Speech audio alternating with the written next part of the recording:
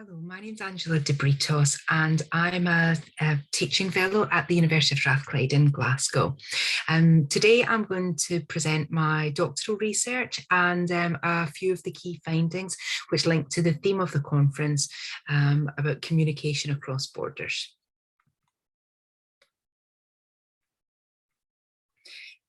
So my research built on my experiences as a teacher in primary classrooms over a few decades.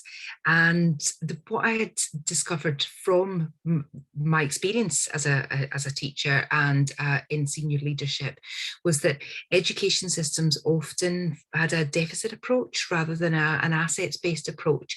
Rather than building on children's funds of knowledge and celebrating the many languages and cultures that they brought to the classroom with them, that quite often there was a negative focus on this deficit model of lack of English rather than celebrating the bilingual classrooms and the talents and skills that the children had.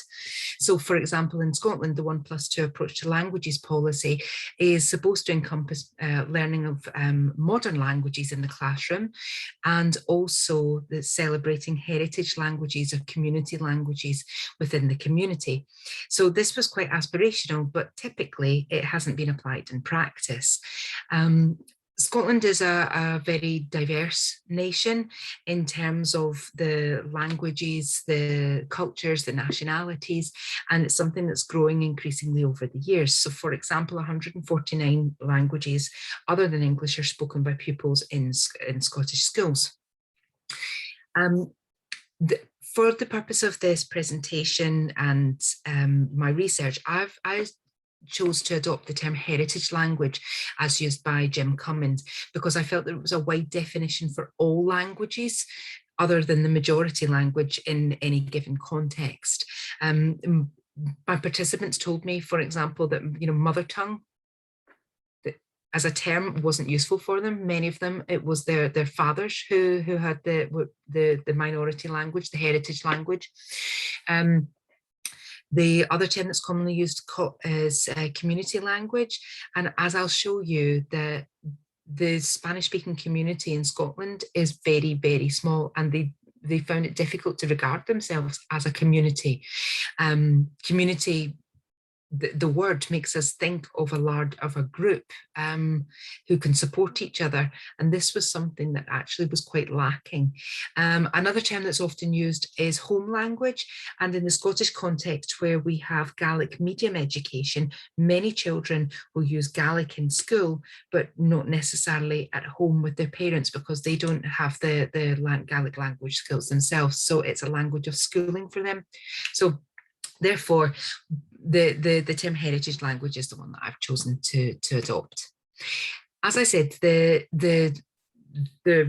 variety of languages and the number of languages in Scotland is increasing over the years and continuing to do so. So as you'll see, if we look particularly at the number of Spanish-speaking pupils, it's gone from 391 back in 2006 to 1,323 in 2018, and then in the latest school census that was in 2020, the number of pupils in Spanish-speaking pupils in Scotland in schools is 1,623. So the number is continuing to grow. The changing demography as well has meant that, for example, Urdu, Punjabi and Mandarin were in the past the most commonly spoken languages. Whereas in the past decade, Polish has grown, and as you can see, it's nearly threefold the number of Urdu speakers. But the one issue with the census is that it asks for languages other than English as a main home language, and the term in the context of bilingual pupils, for example, my own family, English is our main language at home, but my children are bilingual and fluent in Spanish. So it's a bit of a loaded question that means that the data isn't necessarily 100% accurate.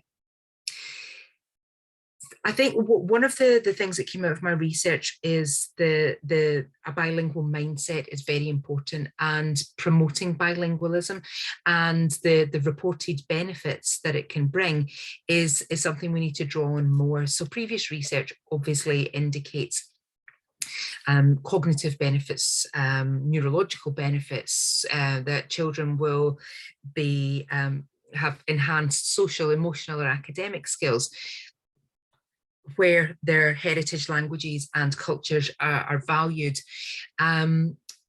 So this is really seen as best practice internationally, and that it doesn't have to be at the expense of any other language. So if we think about Cummins and subtractive and additive bilingualism, it does reinforce the message that English doesn't need to be added at the expense of a heritage language and culture.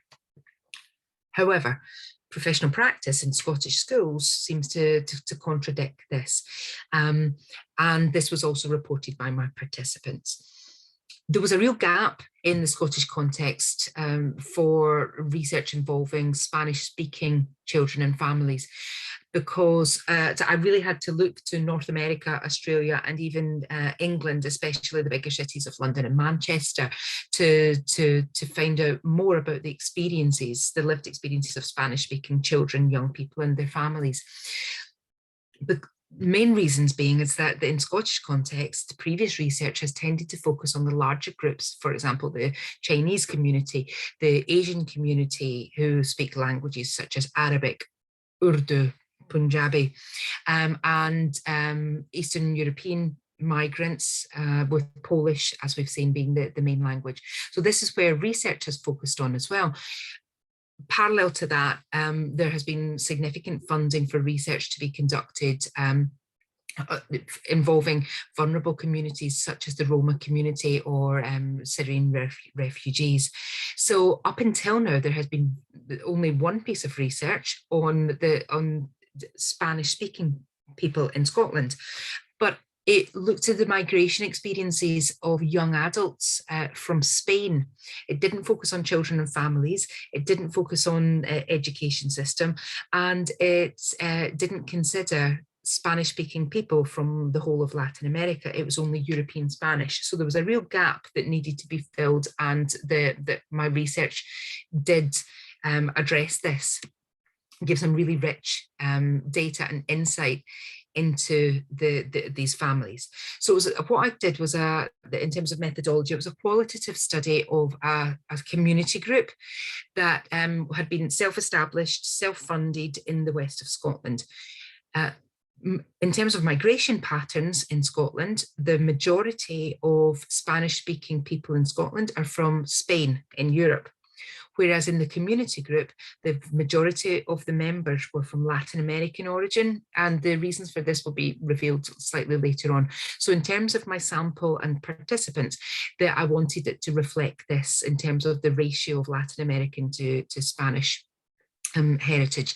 It involved 14 families and 36 individuals, ranging from 3 years old to 16 years old. For the children, and then obviously their parents as well. Now, the participants had Spanish as a common language, but they did use other languages at home in addition to Spanish and English. Some of these I've mentioned here. The case study approach really aimed to investigate the extent to which they were able to nurture their linguistic and cultural identities, but crucially to understand why they did this and how they did this, or perhaps the barriers and challenges that prevented them from doing this. I conducted the interviews as family interviews, and this I felt it helped to make the atmosphere very relaxed. It made it didn't feel like an interrogation. It felt like natural dialogue between them and me. They bounced off each other. They asked each other questions. They reminded each other of things that had happened. So there was very little repetition, and it also minimized my presence in terms of data collection. But really importantly was that my research, I conducted it the bilingually, and as a bilingual person, as a bilingual researcher, I code switched between Spanish and English completely naturally and freely, taking the lead from the participants. So when they would speak Spanish, I would speak Spanish. When they spoke English, I would speak English. So it was very natural, and I think completely reflected the code switching that went on in their families. So for me, I felt this was really important in terms of capturing their voices in whichever the language they chose to speak in at any given time. It was quite tricky in terms of transcription and translation, but it meant that it was very authentic. In addition to that, I felt that having a bicultural insight was also really useful, because one thing is understanding the language and another thing is having an insight into the culture. And because of my own family context and circumstances, I felt that I did have this dual insight, which helped to situate me inside the research and understand not just the words they were saying, but the culture and the meaning and the significance behind their words and their stories. And I felt that this was really beneficial compared to using a translator or an interpreter to do it for me, which can sometimes be the case, especially in the UK when research involves people who don't have English as their first language. So there were 7 key findings, not all of which I'm going to present upon today, but briefly, key finding 1 demonstrated that family and community are crucial to the children and families. Really important for the children to develop bilingual identities, bicultural identities. But because of the geographic reasons, key finding 2 highlighted that for Latin American families, this was really difficult. They didn't have the commodity of cheap, quick travel within Europe. So for example, from Scotland to Madrid, it costs about £50 for a flight. It's about a 2-hour journey compared to flights that cost, in the region of £1,000 each to travel to Latin America, and journeys that can often be 24, 48 hours with young children. Those barriers were significant. Things like time differences as well, especially with the eastern coast of Latin and Central and South America being 5-6 hours behind.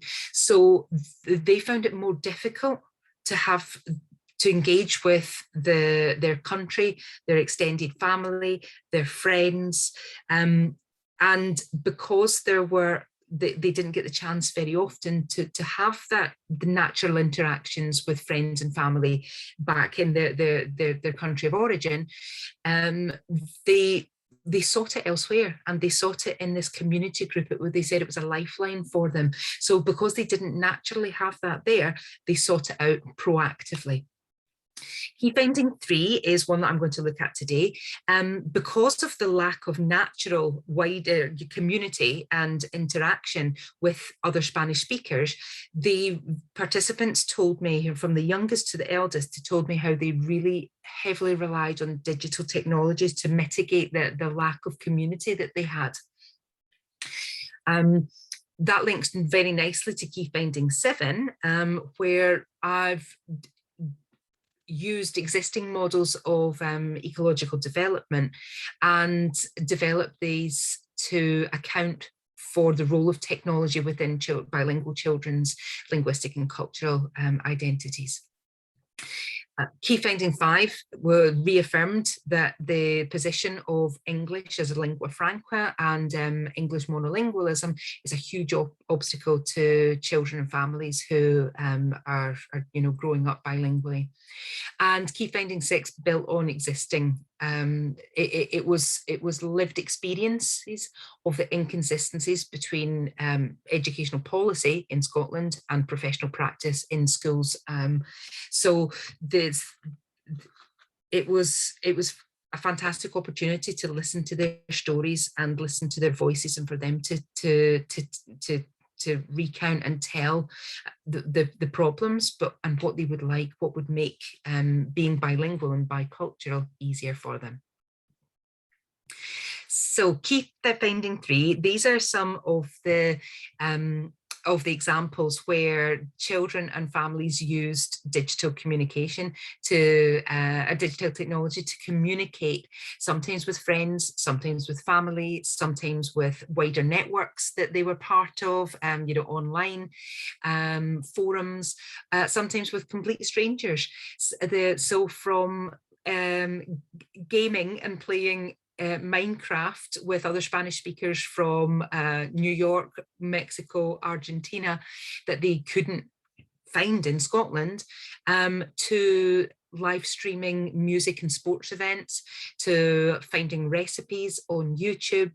One of the teenagers told me about watching social media influencers and makeup tutorials. Staying ahead or staying abreast of current affairs and politics, etc. So they really used these heavily to help develop language, but also cultural identities.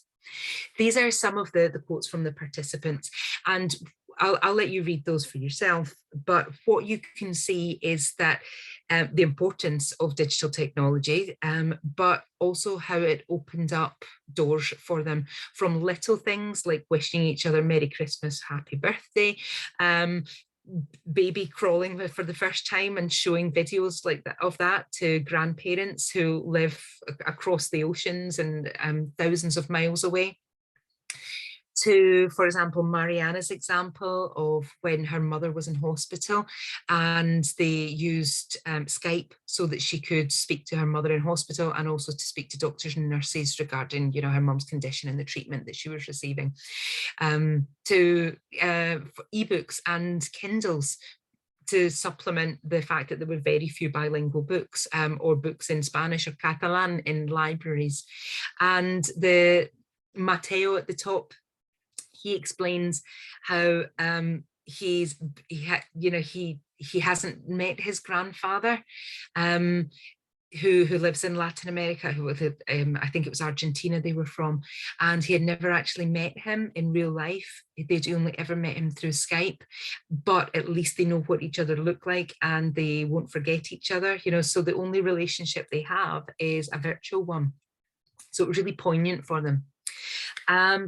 Key finding 7, built on existing models. And so this is my adaptation of Bronfenbrenner's bioecological systems model, which has obviously been around for quite a long time, initially in the 70s, when technology really didn't have the same significance in people's lives as it does these days. And over the years, people have adapted his model to account for the role of technology, but sometimes this has looked at technology from a negative point of view. For example, Martin, in the Canadian context, she looked at the role of digital technology in online child abuse and how it was having a negative impact on children and young people's lives. Johnson Papalompo, they looked at the role of technology, but it was they referred to it as a subsystem, whereas I felt that in the 21st century, that digital technology plays a much more important role than that, and children were no longer passive users of technology. They were very much, active agents in their own lives, and that digital technology really transcended across the different systems, but across the different agencies and actors within there. It enabled communication, it facilitated language learning, it allowed children to learn and absorb culture, to form relationships, and to really to bring those distal interactions much closer.